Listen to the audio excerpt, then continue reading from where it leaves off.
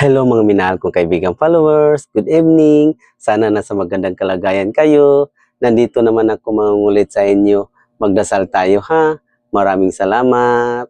Sa ngalan sa Ama at sa Anak at sa Espiritu Santo. Amen. Panginoon kong si Kristo, maraming salamat sa kaloob mong gabi na itong naibibigay mo sa amin.